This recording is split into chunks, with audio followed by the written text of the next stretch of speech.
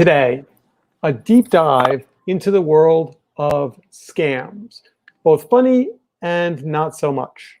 Summertime scams, the ripoffs that are growing as people look for get-rich-quick schemes. COVID scams, crypto scams, voting scams, Insta scams, even puppy scams. And sadly, we can go back to 9/11 scams. Yup, people did it back then. I'm Steven Rosenbaum, and this is Future Forward.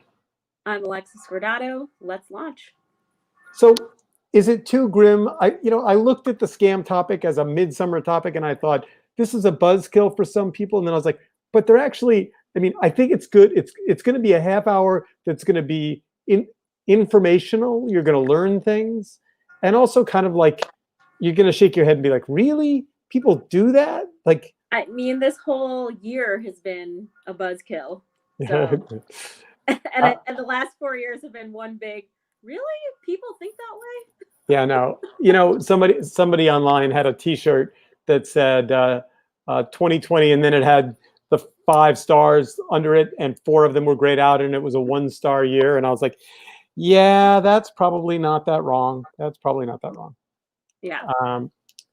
Hold on, I went and messed with my light. All right. So let's just start at the very beginning, and let's start with maybe we should start by learning a little bit from 9/11, because 9/11 is worth 9/11 happened, and in the post 9/11, a lot of things that are similar happened, right? There was a pile of money, they were giving it away, lots of people could claim it. I think you forget, but when you're giving away enormous amounts of money, there isn't a lot of time or ability to reference things carefully. Right. But the story of this, here, I'll just read this because it's on the morning of September 11th, Beatrice Kaufman sat in her Hamptons house watching the Twin Towers collapse. Although she lived and worked in Manhattan, her 6,000 square foot apartment was being renovated. So she stayed home at her country home instead. But that didn't stop her from filing paperwork with the Federal Emergency Management Agency and her insurance company, claiming that the attacks had caused her to leave her apartment. She was arrested.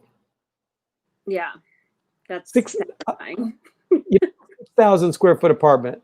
Like, this is not a subtle thing. Right. So maybe before we get into specific COVID scams, we should just ask the question, like, have you ever been scammed, Alexa? No, luckily I think the closest I've been to scammed is either like catfish, like people on the internet pretending to be people they're not, and then like having credit card fraud where, I left my card somewhere and then people went nuts at the mall.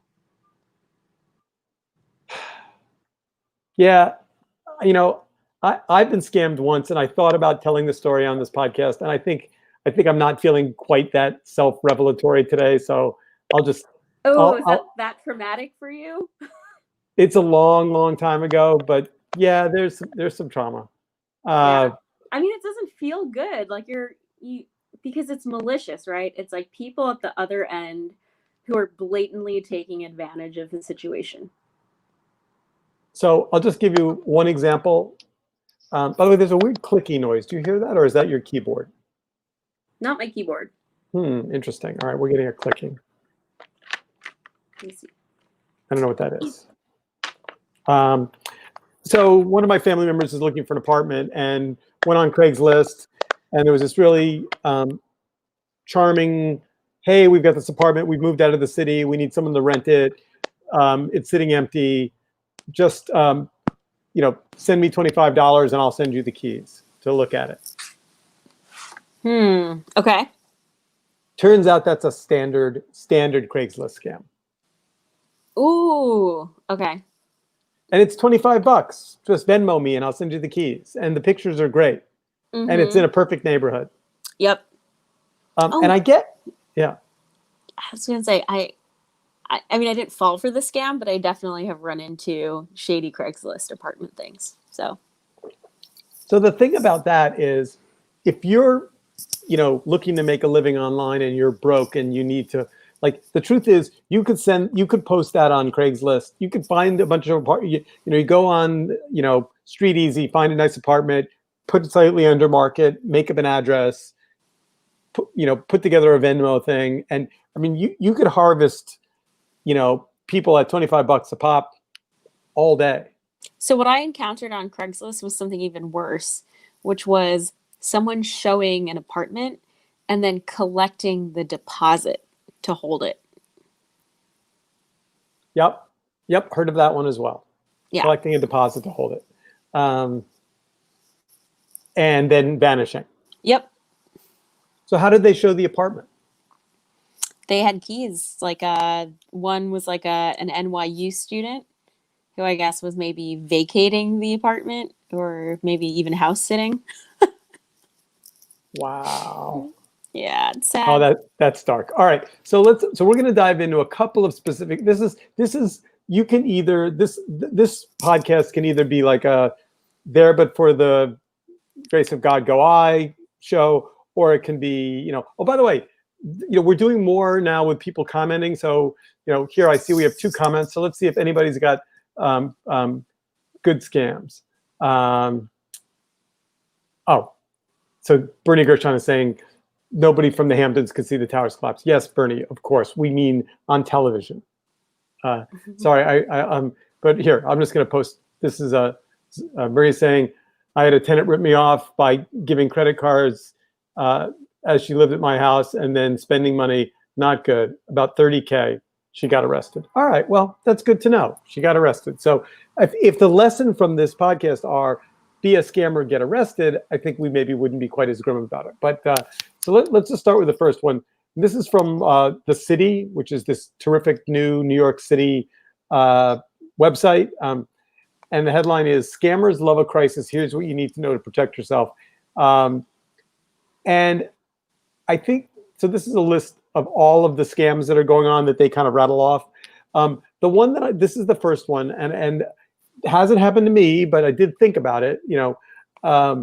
Stimulus check scams. Scammers are calling and pretending to be from the IRS and offering to help folks get their stimulus checks faster. So note to our audience, someone calls you and says, I'm from the government and I'm here to help. Don't believe it. And by the way, don't believe it. Don't give them your social security number. The last 4 digits of your social security number. Where you went to like any of that stuff, right? Any of that. So that's number one. And I think. I don't know about you. I have this thing that happens all the time where I get a call from one of the places I do business with, and they say, I'm calling and we want to, you placed an order, or we're shipping you something. But before I do that, just for security purposes, can you tell me, and they ask you a question. Right. And I'm like, can you tell me where you live? Yeah. And it's like, right. You're sending me something. You tell me where I live. And more importantly, you're calling me. Like, right. I call bullshit, and particularly if the phone number is like an unlisted number weirdness. So we won't read all of the city's ones, but just there are a couple more good ones. Fake government agency calls. People are calling from government, and they're saying we're going to help you get your SNAP or your Medicaid or some kind of a program. This goes into that same, the government, we're here to help bundle. So the answer is, these were the most disturbing for me because the stimulus packages were actually doled out fairly quickly, right? And there were instances of large organizations like Shake Shack, right, getting over $1 million, millions of dollars from the government. And so it is plausible to think, okay, you know what? They kind of gave the money too fast last time. They ran out, and now there's more of it. So they're kind of going above and beyond, right? And then this is, and they're targeting a population that's really vulnerable, right? Like they're hurting, their business is at risk. They need help. Yeah, and here's the point of that, by the way. So all of these people that are either answering the phone when you call or answering emails or any of that stuff that has to do with great big government programs that got spun up essentially overnight, they're all vendors. None of them are working at Health and Human Services or any of these places. They hired a company and they said, we've got a phone number that needs to be answered to give people advice about PPP. And if you drill down on any of those calls, you're not talking to a government official. You're talking to somebody that literally was hired overnight to answer the phone and read a script back to you. Yep. All right, a couple more from the city. Social media scams. All right, this one was kind of dark. I'll let you tell it. All right. Oh my goodness. Basically, it's like the healthcare system is so difficult to navigate. And so there are people on Facebook posting advertising services that help you get like medical bills taken care of. Yeah. And honestly, that is an ad that I would click, because if I found a startup that was sort of using design thinking and like UX UI principles to help me submit my explanation of benefits or just understand what is, in network, out of network, I probably would be like, oh, finally, that's a problem that is being solved. And then this other one that I find kind of interesting, price gouging. Oh my gosh, this was the worst, especially back in March, April. I don't know if you tried buying anything online, but remember when everyone was like toilet paper shortages and hand sanitizer? I mean, it was like 5x the cost. All right, at the risk of sounding like a schmuck, here's the thing I do not know the answer to. So if I can buy 1,000 masks for $1,000 and sell them each for $5, that's 5x my money. That's kind of like arbitrage, right? Mm-hmm. So where do you cross the line from I bought 1,000 masks for $1 and I sold them for 25? Like, I don't know how the government or the police department or whoever it is, FBI, I don't know where the line is between reasonable profit and price gouging. Yeah, I mean, there are some people who were actually like impacting the supply chain in a local area. Right, where they went to like physical Walmart stores and mom and pop grocery stores, and they bought all of the inventory. So there was a hardware store in my neighborhood that was selling masks for $25 each. Holy cow. But I mean, I remember thinking it was pricey, but they were N95 masks and I needed one, and I didn't need 10, I just needed one. Yep. Maybe they paid 20, but do we know the answer to like when? And this is I don't know what the hard line is. I mean, I did see, I bought early on masks that were 3 or 4x what they should have cost. And I didn't think anything of it. I just thought like, wow, there is not enough. And so the demand is going up, not enough supply. So that's why I have to pay more, right? Law of supply and demand. But I don't know, to your question, like what is ethical versus not. Well, yeah, and this article says price gouging is illegal. Okay, but I guess I'm not sure that I would know what price gouging is, but I do know what fake charities are. That's the next one. Hi, we're raising money for this non-existent charity, but we'd actually like you to give us money. And then last but not least, and then we'll move on. Maybe the saddest one: bogus treatments or cures. Oh yeah, that's really sad. I actually watched a documentary on Netflix this weekend on Well.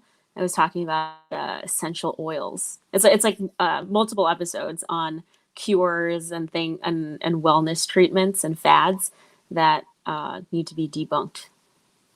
Yeah, I just think, if you're, say, a doctor or a media person on a newscast, or maybe say like the President of the United States, just for example, and you're promoting a particular chloroquine cure that medical necessity has proven is untrue. Like, I think that's the darkest of the dark of, promoting bogus treatments or cures. I think you should go to a special. Go to jail. Go to jail for that. Yeah. But that's just me. I agree. All right, moving on. This is an article from CBS New York. This is COVID-19 testing scams. This was so disturbing to me. Yeah. So people are calling people and saying that they can help schedule and facilitate getting COVID tested. And the ad that's in, if you're watching this, if you're watching the video, the ad that's printed out, that it looks absolutely legitimate. Yes. Coronavirus, NY New York Health Department, call 1. I won't read the number, or call New Jersey Health Department, or call, the Connecticut Health Department, and they all have numbers that look completely legitimate. Mm-hmm. So you call, and I assume they say, there's a $25 fee, and we'll help schedule an appointment. Yeah, I mean, the thing is, like, anything that is legitimate that's popping up is new, right? Because we don't have a pandemic to reference from 2-3 years ago, right? And so to see a number or to see a website that doesn't necessarily have like a long paper trail doesn't necessarily even make you question its legitimacy, right? Because all of this is new. Yeah. And the problem is, if it's a low enough number, if it's $25, I mean, I don't know about you, but I get hit up for $25 nonsense, all the time. Right. All the time. My cell phone provider, my bill came in $37 above average last month. Yeah. And there was a $38 charge for an international call on it. And I called them up and said, this isn't legitimate. And they said, well, it's on your bill and we're not taking it off. Oh, boo. Yeah. Hence, I'm thinking about changing cell phone providers, but that's for another day. All right. So now, now let's move on to the coronavirus relief program. You got to give this guy credit. At least he went for a big number, right? Like, it's like the Twitter kids, right? The Twitter kids are like, oh, just a little bit of Bitcoin here or there. This guy at least is like, nope, I want to buy a brownstone. $20 million. $20 million. So this is the story about a guy who got charged after scamming the coronavirus relief program. And the mistake he made was he used the same address for his multi-million-dollar company and all his employees that he did for his apartment. See, that's the thing. Even with the Twitter kids, they always get caught by duplicating the same information in multiple places. Yeah, so that's like algorithm 101, right? But if you're good, not that we want to give pro tips to scammers, but if you're gonna scam, then at least be smart about it and switch things up. I guess I like that this guy got caught, but it seems to me, I presume, what percentage of the PPP program do you think is a scam? 3% or less. Okay. So, and how much money did the first round put out? Oh my gosh, I forgot. It was like $1 trillion. Yeah. So 3% of $1 trillion. I don't have the number in front of me, but the thing is, there is not a building full of people sitting in front of spreadsheets looking for scams. You wish there were. Mm-hmm. Yeah. And I say single-digit percentages because when you look at the budget, like the federal budget, and you sort of add up the line items, they never total 100% and like the spending, and it's because there's fraud almost built in. All right.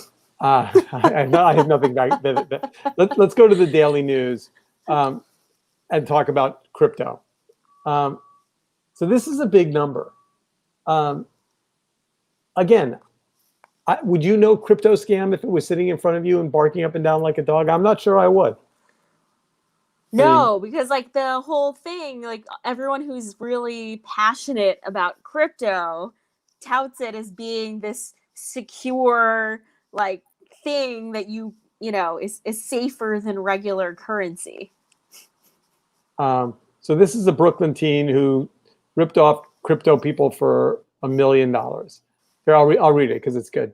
A tech-savvy Brooklyn teen, out of work and alone in his apartment, swiped more than $1 million in cryptocurrency from a dozen victims by smoothly hijacking their phone numbers, authorities said Wednesday.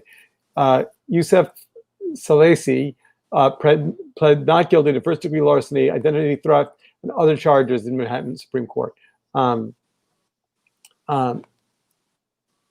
The unemployed suspect used little more than an iPhone and a computer in SIM swapping scam that duped 75 victims in 20 states. Yep. I don't know. What's a SIM swap? Do you know what that is? Yeah. So do you have two-factor authentication on your phone? Yep. So for example, if I were to take your phone and then I were to take out the SIM card and then I were to take an unlocked phone and then pop in your SIM, then the number is essentially transferred over. And so all I would need to do then is get the password to one of your accounts, and then I could two-factor authenticate it on this SIM swapped phone. All right. So the only reason why I'm scratching, we're not going to get into this today, it's too complicated, but like the thing I find puzzling about it, so he had 20 stolen phones? Yeah. Okay. I mean, it's fairly easy to do in the sense that like, I mean, people who there's so many vendors out there where you can potentially get it. Are we talking dark web stuff? Yeah, dark web, or even like the people who like fix cracked phones and stuff, right? Okay. All right. This is getting more cheerful as we flip through. All right. So all right. So let's get to the Twitter direct message scam. I'm going to confess I did not fully. This is an IEEE Spectrum article saying Twitter's direct message scam is a bigger headache than the Bitcoin scam. I'm not sure I understood that. Yeah, I mean, I feel like they're similar, and I've read similar criticisms, right, of Twitter's security because of, again, the SIM swapping. Like I actually think maybe last year Jack Dorsey was like traveling and like had a SIM swapping situation. Yeah. Yep. So I think anything where your identity is at risk. I mean, I don't know about you, but I often sit in front of 3 Apple devices in a day.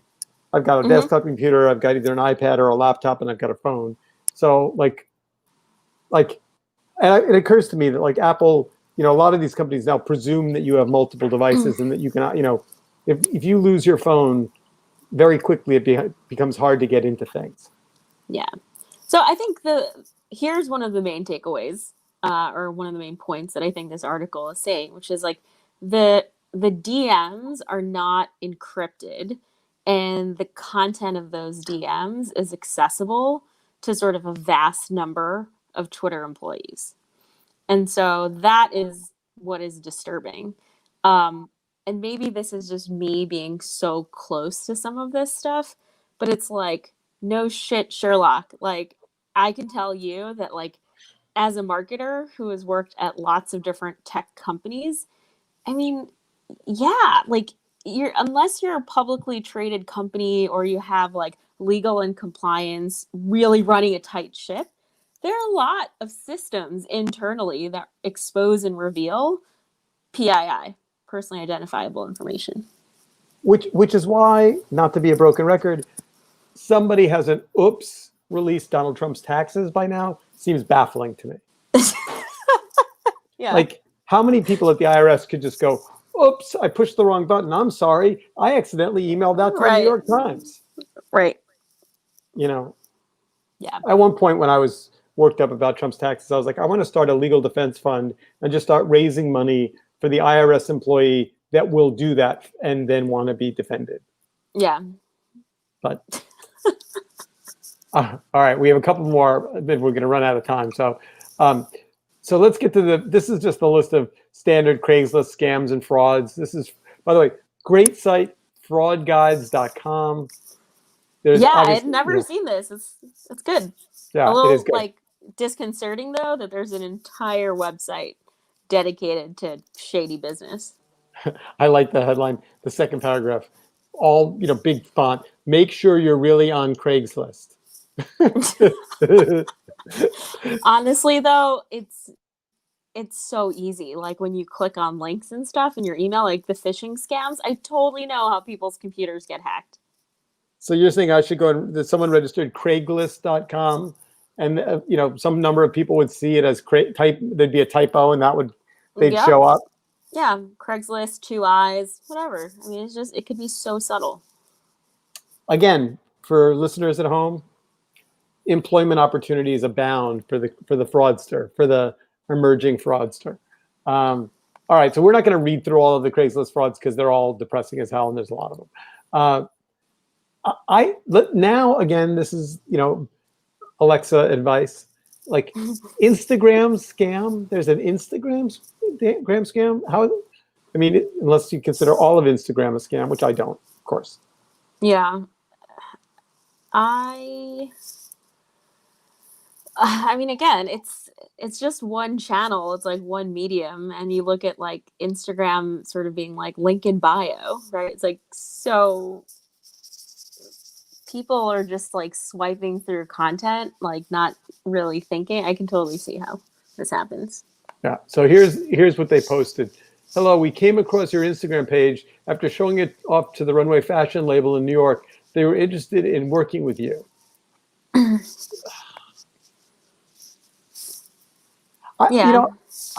Different, slightly relevant. I mean, I probably get 15 LinkedIn requests a week from people that say, "Hey, I was just browsing around LinkedIn and you look really interesting, and we're interested in working with you." I'm like, "Fuck you." Like, you fake. Yeah, but what's like crazy though is like having worked in PR or like contacting influencers or people for panels and things. It's like I can see again why people use tactics like this, and meaning like legit ones, and then I can also see how people fall for them. Right? Like even getting a DM on Twitter or Instagram that's like, "Hey, I love your content, like would love to talk about a partnership." It feels plausible. Because you're awesome. No, I'm not even saying specific to me. I'm just saying in general, like, marketers are so thirsty in terms of like, trying to canvas lots of people. So look at LinkedIn. Don't you get so much stuff on LinkedIn? All right, we have two more. Voting scams. Yeah. This is from Lifehacker. It'll be in the show notes. This one I probably think should be its own show. Yeah, I mean, between this and all of the discourse around the election and mail-in voting and then U.S. Postal Service, yeah, it could definitely be its own episode. Yeah.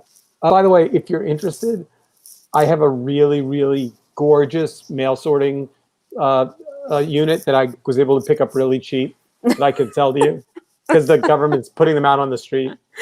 Oh my goodness. All right, so let's do the saddest one last. Mm-hmm. Puppy scams.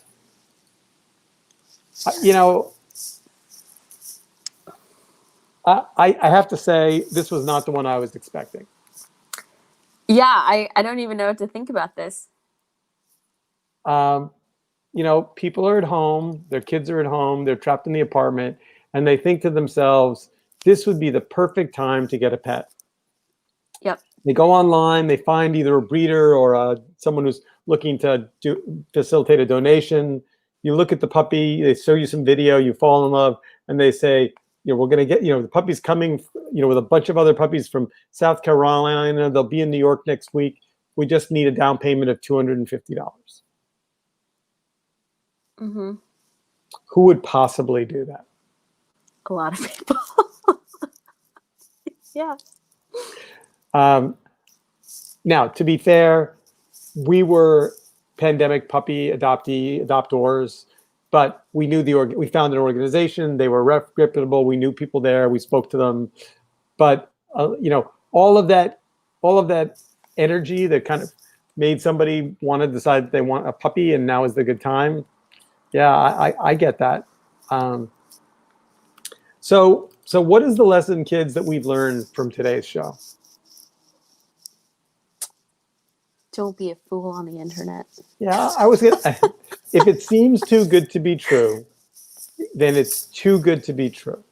If someone offers to give you a cure to COVID and they'll charge you $25 to ship you the pill, it's a scam. If somebody calls you and says, I can help you get money from the government, but you have to Venmo me $25 or $250 or whatever it is, it's a scam. Like, if the government goes out of its way to try to help you, think twice. yeah, That's it is sad. It is sad, that we're but true. joking about this. All right, so that is our combination public service show of the summer. This is our midsummer scam episode. I will say this: if you listeners and viewers have a fine scam story you want to tell us, we would love to hear it. Just misery loves company. Let's hear it. Zip it to us, and we would love to hear it. In the meantime, we'll be back with a non-scam episode next week. Until then, future forward. See you next week. Bye.